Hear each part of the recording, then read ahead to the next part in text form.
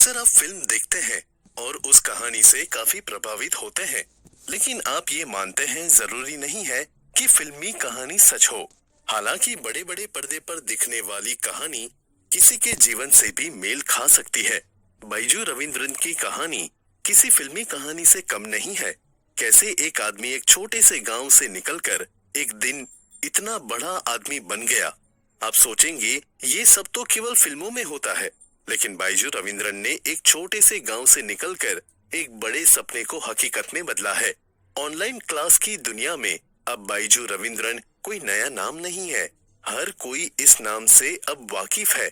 इतना ही नहीं, अब जब भी ऑनलाइन क्लास की बात होती है तब केवल एक नाम सबसे ऊपर आता है, वो है केवल बैजू रविंद्रन।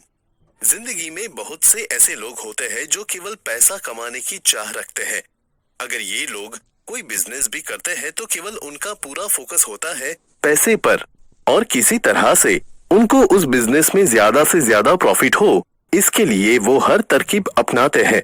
लेकिन बैजू रविंद्रन की सोच इन लोगों से बिल्कुल अलग है।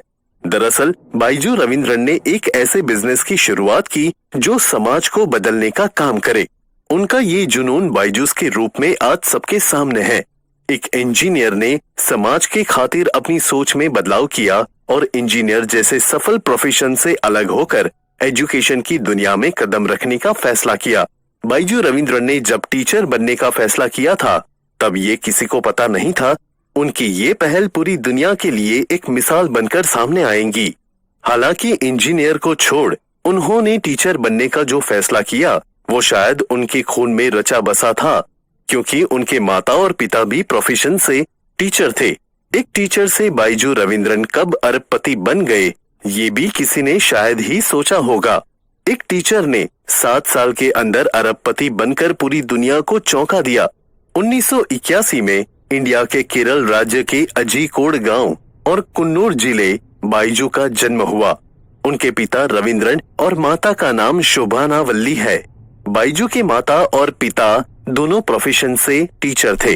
माँ मैथ्स की टीचर थी जबकि उनके फादर फिजिक्स के टीचर थे। बैजू रविंद्रन की शुरुआती पढ़ाई अजीकोड में ही मलयालम मीडियम स्कूल से शुरू हुई। ये वो स्कूल था जिसमें उनके माँ और बाप दोनों टीचर थे। बैजू रविंद्रन का शुरुआती दिनों में मन स्कूल में नहीं लगता है। अक्सर स्कूल के टाइम उनका ध्यान किसी और चीज पर रहता था। कभी कभी स्कूल के दौरान दोस्तों के साथ फुटबॉल खेलते थे। हालांकि वो घर पर पढ़ाई जरूर करते थे। बाद में उन्होंने कुन्नूर के गवर्नमेंट कॉलेज ऑफ इंजीनियरिंग की पढ़ाई पूरी करते हुए बीटेक की डिग्री हासिल की। उसके बाद उनको नौकरी मिल गई और शिपिंग कंपनी में बतौर इंजीनियर के तौर पर काम किया। यहाँ तक सब कुछ ठीक चल रहा था। बतौर इंजीनियर भी उन्होंने अपनी छाप छोड़ी थी, लेकिन एक दिन अचानक से उन्होंने इंजीनियर के प्रोफेशन से हटने का मन बना लिया और टीचिंग लाइन में कदम रखा। दरअसल ये सब कुछ अचानक से इसलिए हुआ क्योंकि रविंद्रन अक्सर शौक में अपने दोस्तों को पढ़ाया करते थे। साल 2003 में छुट्टियों के दौरान अपने दोस्तों को परीक्षा की तैयारी में मदद करने लगे। तब ये नहीं पता था कि एक दिन यही दोस्तों को यही मदद आगे कामयाबी की नई कहानी लिखने वाली है। बैजू रविंद्रन अपने दोस्तों को कैट परीक्षा के लिए तैयारी कराने लगे थे, लेकिन यही दोस्तों ने एक दिन कैट के एग्जाम को पास कर लिया। यही वो दौर था जब रविंद्रन को टीचिंग लाइन की ओर खींचने लगा। कहा जाता है कि जिन दोस्तों को उन्होंने पढ़ाया था वो कैट के एग्जाम को निकाल लिया और इस वजह से बैजू रविंद्रन से पढ़ने वाले लोग लगातार आने लगे।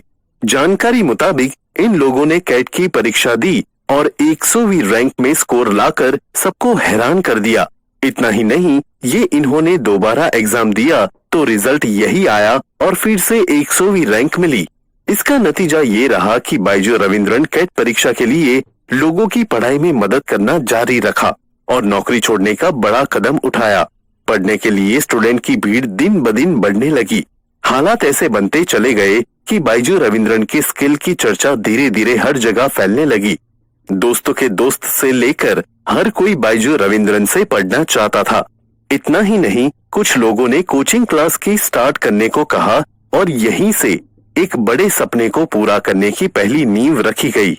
उस वक्त तक बैजू रविंद्रन इंजीनियर की नौकरी कर रहे थे, लेकिन अब उनका मन केवल टीचिंग लाइन पर पूरी तरह से लग गया था। इसका नतीजा ये हुआ कि उन्होंने देर किए बगैर इंजीनियर की नौकरी छोड़ने का फैसला किया। 2005 में नौकरी छोड़कर बाइजू ने कोचिंग देने पर पूरा जोर लगाना शुरू कर दिया और कहा जाता है कि यहीं उनके नए सफर का आगाज हुआ। यहीं से एक नई कहानी की शुरुआत हो गई और एक ऐसा सपना जिसको देखने का हक तो सब रखते हैं, लेकिन पूरा होने की कोई गारंटी नहीं होती है। बाइजू रविंद्रन ने भी शायद ही सोचा होगा कि इंजीनियरिंग जैसे सफल प्रोफेशन को छोड़कर जिस लाइन में वो जा रहे हैं कि उसमें वो एक नया मुकाम हासिल करेंगे। बाइजू रविंद्रन अब उस प्रोफेशन को गले लगाने जा रहे हैं जो उनको विरासत में मिला था, यानी वो अब अपने माँ और बाप के नक्शे कदम पर चलने के लिए पूरी तरह से तैयार थे। उनकी क्लासेस में स्टूडेंट लगातार बढ़ने लगे और स्टेडियम में फिर पढ़ाना शुरू कर दिया। कहा जाता है कि इस स्टेडियम में एक साथ हजारों स्टूडेंट बड़ी आसानी से पढ़ने लगे थे। इसके साथ साथ कभी कभी ऑडिटोरियम में जाकर पढ़ाते थे, लेकिन यहाँ भी उनके लिए जगह कम पड़ गई थी। ये वो टाइम था जब लोग बाइजू रविंद्रन को जानने और पहचानने लगे थे। धीरे धीरे वक्त गुजरता जा रहा था और बाइजू रविंद्रन टीचिंग लाइन में अपनी अलग पहचान बनाते जा रहे थे। इतना ही नहीं, उनकी डिमांड लगातार बढ़ रही थी। हर कोई उनसे ही पढ़ना चाहता था। इसके लिए वो हर चीज करने को तैयार रहते थे।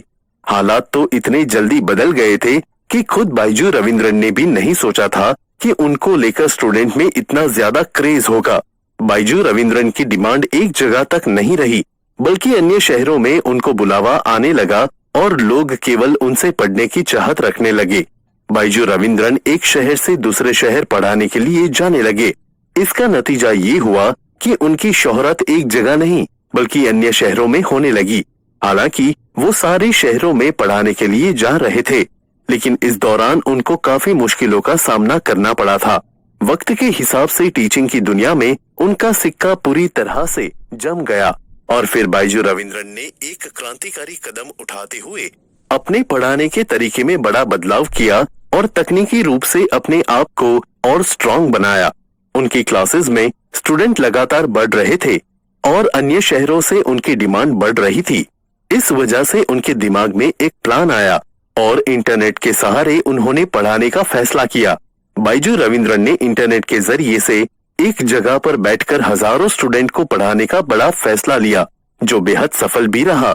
इस दौरान देश के कई हिस्सों से लोग उनसे इंटरनेट के जरिए जुड़ते चले गए। ये सिलसिला रुकने का नाम नहीं ले रहा था और लगातार स्टूडेंट उनकी क्लास को इंटरनेट के जरिए ज्वाइन करने लगे। स्टूडेंट अब उनको बाइजूस क्लासेस के नाम से पुकारने लगे।